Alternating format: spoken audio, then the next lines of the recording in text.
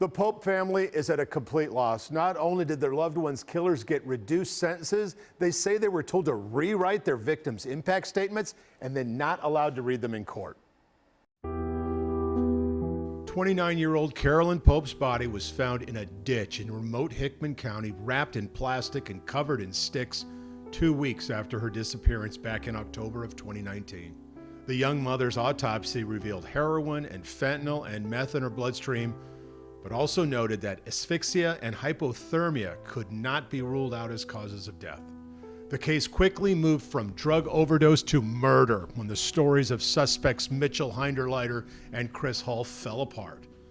Close family friend Tori Hayes. They had admissions, they had videos, statements from other people, text messages.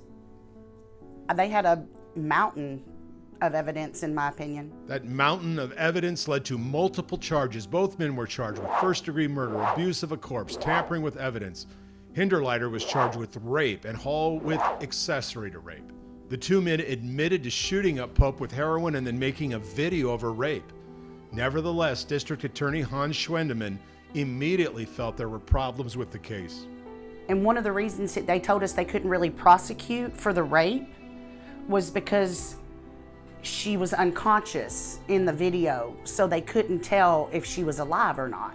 The rape charge wouldn't be the only charge to drop off. The two men were allowed to plead down to second-degree murder. Chris Hall ended up pleading to 12 years at 30%, which means he is already eligible for parole. Hinderleiter pleaded guilty to second-degree murder, 15 years at 100%, and then 7 more years at 30%. The family feels betrayed. What started out as possible life sentences just dropped. There was video of her being raped, but we couldn't go to trial because there wasn't enough evidence. They didn't think we could get a conviction. I'm gonna go with 12 people seeing all that evidence. I know I would convict on that jury. There was a mountain of stuff. To add insult to injury, the family says Judge Michael Spitzer did not allow them to read their own victim impact statement and made them write a very short statement. I wanted to look them in the face because their back was to us. Wanted to look them in the face and just see what was there. You know, why and how could you do such a thing? It was a horrendous crime, and it was all there. They had it. Meanwhile, Pope leaves behind her 9-year-old daughter Ellie, who is still struggling to even believe her mom is gone forever. For the first year, 2 years, every time she'd see a little car go down the road like her mom's, she'd run to the edge of the yard and watch it to see if it was going to turn around, to see if it was her mama coming. And of course her mother never came.